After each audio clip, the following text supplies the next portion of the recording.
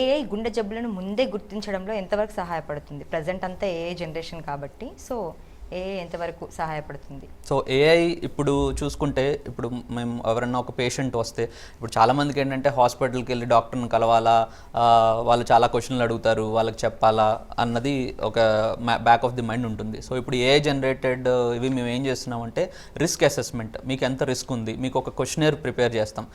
Prepare చేసి మీరు ఆ క్వశ్చనర్ అంతా మీరు ఆన్సర్ చేస్తే మీకు ఎంతవరకు రిస్క్ ఉంది, మీ ఫ్యామిలీ హిస్టరీ బట్టి, మీ హిస్టరీ బట్టి, మీ క్లినికల్ హిస్టరీ బట్టి, మీ ఇన్వెస్టిగేషన్స్ బట్టి, వీటిలన్నిటితో ఒక ఫార్మాట్ ప్రిపేర్ చేసి మేము మీకు చెప్తాం. సో అప్పుడు చెప్పిన తర్వాత అట్లీస్ట్ అప్పుడు మీరు డాక్టర్ కన్సల్ట్ అవ్వాలా లేదా, ఓకే మీకు తక్కువ రిస్క్ ఉంది, ఓకే మీకు మోడరేట్ రిస్క్ ఉంది, ఏ టెస్టులు చేసుకోవాలి అన్నది ఒక లెవెల్ వరకు ఏఐ హెల్ప్ చేస్తూ ఉంటుంది.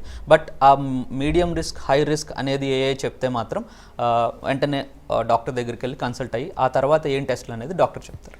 ఓకే, రాబోయే రోజుల్లో టెక్నికల్గా కార్డియాలజీలో ఎలాంటి డిఫరెన్సెస్ రాబోతున్నాయి? ముందు ముందు ఇంకేం అప్డేట్ అవ్వబోతున్నాయి? అంటే అడ్వాన్సెస్ చాలా వచ్చినాయి కార్డియాలజీ, ఎస్పెషల్లీ ఇంటర్వెన్షనల్ కార్డియాలజీలో. ఇప్పుడు చూసుకుంటే అంతకు ముందుతో కంపేర్ చేసుకుంటే ఓపెన్ హార్ట్ సర్జరీస్ ఎల్డర్లీ పేషెంట్స్లో హై రిస్క్ ఉండటం, ఇప్పుడు ఈ వితౌట్ ఓపెన్ హార్ట్ సర్జరీ చేస్తున్నాము.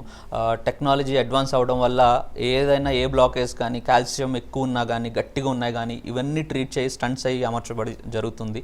ఈవెన్ స్టంట్స్ కూడా చాలా సన్నగా ఉండటం, వాటి రియాక్షన్ తక్కువ ఉండటం, డిఫరెంట్ పాలిమర్స్ రావడం, అడ్వాన్స్మెంట్స్ అనేది చాలా ర్యాపిడ్గా జరుగుతుంది. సో ఎవ్రీ 5 years 10 years మీరు చూస్తే లాస్ట్ 10-15 years నుంచి ర్యాపిడ్ అడ్వాన్స్మెంట్స్ అనేది ఇప్పుడు చూస్తూ ఉన్నాం.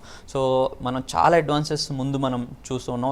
డౌన్ ది లైన్ మీరు చూస్తే ఇప్పుడు టెక్నాలజీ కానీ, ఏఐ కానీ, లేకపోతే చాలామంది స్టార్టప్స్ రావడం కానీ, కొత్త టెక్నాలజీ, వేరే టెక్నాలజీ కార్డియాక్కి యూజ్ చేయడం కానీ, ఇవి చాలా ఫాస్ట్గా జరుగుతున్నాయి. సో మనం వెళ్ళి ఒక క్లినిక్లో కూర్చుంటే ఆ ఏఐ రిలేటెడ్ క్వశ్చనర్ కానీ, లేకపోతే చిన్న టెస్టులు కానీ, బేసిక్ ఈవెన్ ఫేస్ ఇది ఫోటో స్కాన్, కెమెరా స్కాన్తో వాళ్ళు బీపీ చెప్తున్నారు, అనాలిసిస్ చెప్తున్నారు. ఇప్పుడు వాల్వ్ రిలేటెడ్ ఇష్యూస్ ఏమన్నా కనుక్కోవచ్చా అన్నది ఇప్పుడు స్టడీస్ జరుగుతూ ఉన్నాయి. హార్ట్ ఫెయిల్యూర్ కనుక్కోవచ్చా అని స్టడీస్ జరుగుతున్నాయి. సో ఇవన్నీ కనుక్కుంటే మీరు అన్నట్టే ముందుగానే మనం హార్ట్ రిలేటెడ్ ఇష్యూస్ వెంటనే మనం డయాగ్నోస్ చేసుకుని ట్రీట్మెంట్ చేసుకోగలం.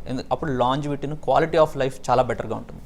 Okay, thank you so much doctor గారు. చాలా విషయాలు చెప్పారు. అంటే చాలామందికి ఈ విషయంలో అయితే ఈ కాలంలో చాలా డౌట్స్ ఉన్నాయి ప్రతి ఒక్కరికి. సో వాటికన్నిటికీ మంచి డౌట్స్ అయితే క్లియర్ చేశారు. Thank you so much doctor గారు.